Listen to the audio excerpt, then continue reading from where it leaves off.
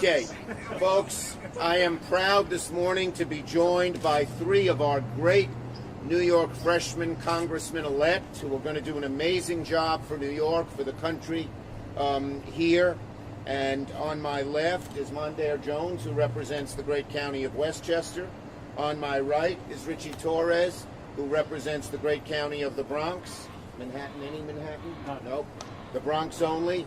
And on our Facebook is Jamal Bowman, who represents part of the Bronx and part of Westchester. And these are our three stars in our New York delegation. And we're here today for one reason. Student debt is just a huge burden on the shoulders of millions of New York students and tens of millions of Americans. And the bottom line is that college should be a ladder up, but student debt makes it an anchor down. For far too many students and graduate students, some years out of school, student loans and federal student loans are becoming a forever burden. They stand in the way of people getting the job they want. They stand in the way of buying a home, of starting a family, of buying a car, and they hurt our economy dramatically. Our schools here move mountains to work with students on maximizing aid and scholarship and doing what they can to keep their people out of debt, but the cost is too great.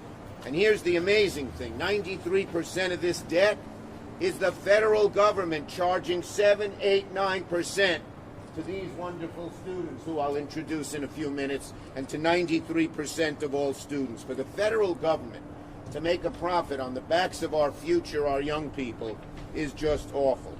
2.4 million New Yorkers owe almost $90 billion in student loans.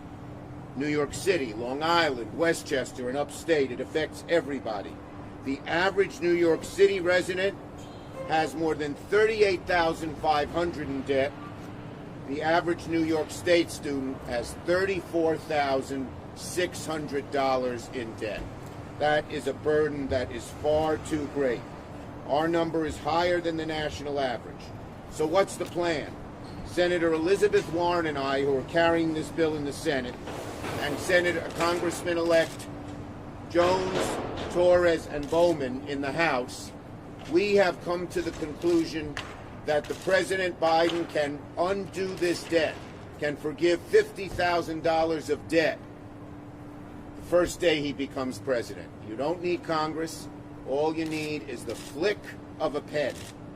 And President-elect Biden, then President Biden, can make this happen.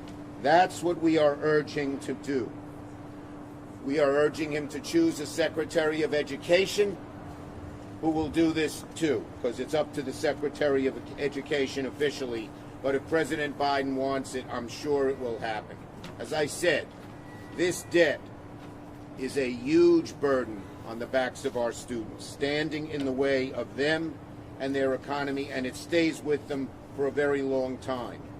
So, ahead of this new administration, the four of us are calling on President of the United States to take executive action to administratively cancel up to $50,000 in student loan debt for federal student loan borrowers.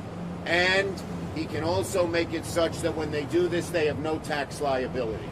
So when they get this so-called forgiveness from the federal government, they don't have to. We're working with Senator Warren. She and I were the original pushers in the Senate, and the three lead sponsors in the House of this resolution will be the two gentlemen standing on my left and right, and the virtual gentleman, Mr. Bowman, who is right there.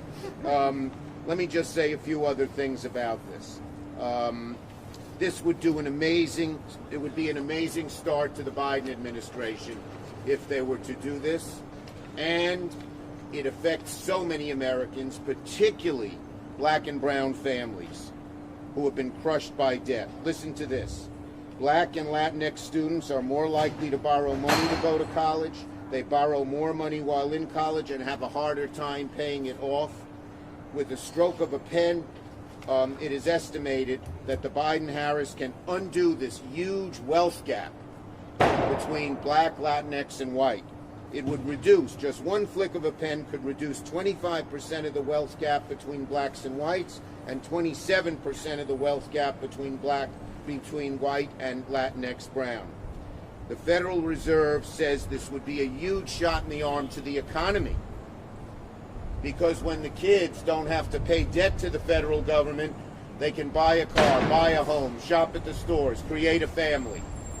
All kinds of things that would make a huge, huge difference. 2018 data from the Fed, I gave you those numbers. Let's see. Yeah, you're a young person. When I talk to so many people in their 20s and 30s, they're putting off all their decisions.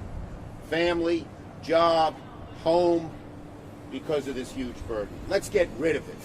Let's let them breathe a sigh of relief and get on with their lives without an inordinate amount of student debt. Over 100 civil rights, community, consumer, and student advocacy organizations support this.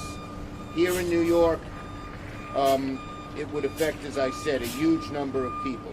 58% of our students in New York graduate with considerable debt. 58%. So with that, let me turn it over